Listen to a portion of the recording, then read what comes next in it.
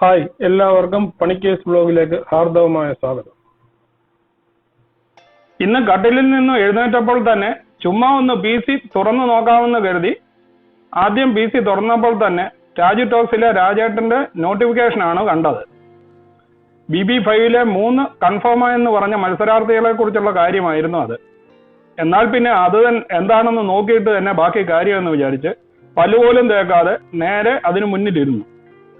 എന്റെ കഷ്ടകാലത്തിന് വീഡിയോ തുറന്നപ്പോൾ ഞാൻ ചിരിച്ചുകൊണ്ട് കൈ ചൂണ്ടി സ്വാഗതം ചെയ്യുന്ന രാജേട്ടനെയാണ് ആദ്യം കണ്ടത്. എന്നും കാണുന്നതാണല്ലോ എന്ന് കരുതി സ്കിപ്പ് ചെയ്ത് എന്താ പരിപാടി എന്ന് നോക്കാമെന്ന് കരുതി സ്കിപ്പ് ചെയ്ത എന്റെ അവസ്ഥ വളരെ ദയനീയമായിരുന്നു. നിങ്ങൾ അതൊന്ന് കണ്ടു നോക്കൂ. നിന്റെ തള്ളയാണ് എന്നെ പ്രസവിച്ചിട്ടെ റാസ്കൽ പോടാ കളിക്കാൻ. ഉറക്കമുണർന്ന എന്റെ കണിയാണെന്ന് കാണുന്ന നിങ്ങളെങ്കിലും ഓർക്കണം.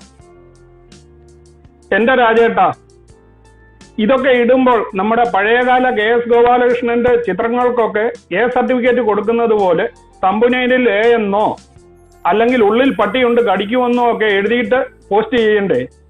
അപ്പോൾ കാണുന്ന നമ്മൾ ഇതൊക്കെ തയ്യാറായിട്ടല്ലേ ഇരിക്കത്തുള്ളൂ. അപ്പോൾ ഇനി കാര്യത്തിലേക്ക് കിടക്കാം. ഉറക്കമുണർന്ന് ഡയറക്റ്റായിട്ട് വന്നിരുന്ന് സ്കിപ്പ് ചെയ്ത് വീഡിയോ കണ്ട് വയറു നിറഞ്ഞ ഞാൻ പിന്നീട് ബാത്റൂമിലൊക്കെ പോയി തയ്യാറായിട്ട് വന്നാണ് ബാക്കി കാണാനായിട്ട് ഇരുന്നത്. ആദ്യം കണ്ടത് കാളിയനെയാണെങ്കിൽ പിന്നെ എല്ലാം അതിലും വലുതായിരിക്കുമെന്ന് ഊഹിച്ചു തന്നെയാണ് രാജേട്ടൻ പരിചയപ്പെടുത്തിയ ആദ്യത്തെ ആളെ നോക്കാനായിട്ട് തയ്യാറായത്. നീ പെട്ടുപോയാൽ നിന്നെ ഞാൻ തുപ്പും, ഞാൻ തൂറി എറിയും നിന്നെ. അപ്പോ ഇതാണ് ആദ്യത്തെ ലിസ്റ്റ്. എന്റെ രാജേട്ടാ, തുടക്കത്തില് എങ്ങനെ ഇങ്ങനെ നിസ്സംഗനായി ഇരിക്കാൻ പറ്റുന്നു? ഒന്നുമില്ലേലും ക്യാമറയുടെ മുന്നിലല്ലേ ഇരിക്കുന്നേ. ആ ചെറ്റേ എന്നൊക്കെ പറയുന്നത് കേട്ടെങ്കിലും ഒന്ന് ഞെട്ടിക്കാണിക്കണ്ടേ? അതോ വീഡിയോ എഡിറ്റ് ചെയ്ത് ഇതൊക്കെ കേട്ട് ചെവി അടിച്ചു പോയോ? ഏതായാലും അവസാനം അണ്ണനൊന്ന് പൊട്ടിപ്പോയി. അത് ഞങ്ങളെല്ലാം കണ്ടു. ഇനിയും രണ്ടാമത്തെ മത്സരാർത്ഥി വിന്നറായ ദിൽഷ പ്രസന്നന് പോലും മാറി നിൽക്കും ഈ ചേച്ചിയുടെ ഡാൻസ് കണ്ടു. പക്ഷെ രണ്ടാമത്തെ ആളിനെ അണ്ണൻ പറഞ്ഞപ്പോൾ ഞാൻ വിചാരിച്ചു സൂപ്പർ ആയിരിക്കുമെന്ന്. കാരണം രാജേട്ടൻ പറഞ്ഞത് കഴിഞ്ഞ സീസണിലെ ദിൽഷയുടെ ഡാൻസ് ഒന്നുമില്ല, അതുക്കും മേലെയാണെന്നൊക്കെ പറഞ്ഞപ്പോൾ നിങ്ങളും വിചാരിക്കുന്നില്ലേ ദിൽഷ BB4 തലകുത്തി നിന്നതേ ഉള്ളൂ. രാജേട്ടൻ പറയുന്നത് പുള്ളി സമ്മർസോട്ട് ചെയ്യുമെന്നാണ് ഞാനും വിചാരിച്ചത്. എന്നാൽ പിന്നെ നമുക്കതൊന്ന് കണ്ടു കളയാം. പിന്നെ രാജേട്ടൻ ഇത്രയും കൂടെ കൂട്ടിച്ചേർക്കുന്നുണ്ട്. ഈ പുള്ളി ഡാൻസർ മാത്രമല്ല, പാട്ട് പാടി ഡാൻസ് കളിക്കുന്ന ആളുകൂടിയാണ്. നമുക്കിതൊന്ന് കണ്ടു നോക്കിയാലോ.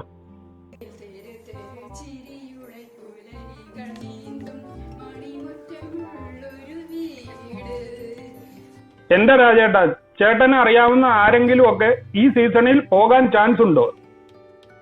കണ്ടിരിക്കുന്ന നിങ്ങളോടും കൂടിയാണ് ഈ ചോദ്യം. ആരെങ്കിലും ഒക്കെ പോകാൻ ചാൻസ് ഉണ്ടെങ്കിൽ പ്ലീസ് പോകണ്ട എന്ന് പറയണേ. കാരണം പല യൂട്യൂബേഴ്സും പോകാൻ ചാൻസ് ഉണ്ടെന്ന് കേൾക്കുന്നുണ്ട്. സത്യമായിട്ടും പോയാൽ പിന്നെ തിരിച്ചു വരുമ്പോൾ യൂട്യൂബിൽ വീഡിയോ ഇടാനുള്ള നോർമൽ കണ്ടീഷനിൽ അവരെയൊക്കെ കാണാൻ കഴിയുമോ ആവോ? ക്വസ്റ്റ്യൻ മാർക്കാണ്.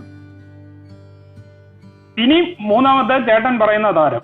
ഈ താരമാണ് ഉറക്കത്തിൽ നിന്ന് എഴുന്നേറ്റ എന്നെ ഞെട്ടിച്ചു കളഞ്ഞത്. എടാ, ഷേഖ് ഐഷ ബീബിയും ഷേഖ് പിന്നെ മുഹമ്മദ് റാഫിനും പ്രസവിച്ചിട്ടാണ് ഇവിടെ എന്നെ ഈ അലയില് നിക്ക് എന്താ പറഞ്ഞത്? രണ്ടുപേര് ചേർന്ന് അദ്ദേഹത്തിനെ പ്രസവിച്ചെന്നോ? ദൈവമേ, എന്തൊക്കെ കേൾക്കണം. ശരി, വിട്ടുകളാം. നമുക്ക് നമ്മുടെ കാര്യം പറയാം. ശരിക്കും ബിഗ് ബോസ് 5 കൊടുക്കുന്ന പേര് എന്താണ് എന്ന് ഇപ്പോൾ എനിക്കൊരു സംശയമുണ്ട്. കാരണം BB4 ന്യൂ നോർമൽ മത്സരാർത്ഥികൾ എന്നായിരുന്നു പേര് കൊടുത്തത്. ഇനി BB5 നോർമലിന്റെ സ്ഥാനത്തിന് എക്സ്ട്രാ എന്ന് കൂടി കൂട്ടിച്ചേർക്കുമോ എന്നൊരു സംശയമുണ്ട്. എന്നാ പിന്നെ നമുക്ക് അദ്ദേഹത്തിന്റെ ബാക്കിയുള്ള ആ സംസാരം കൂടെ കേട്ട് വയറ് നിറയ്ക്കാം.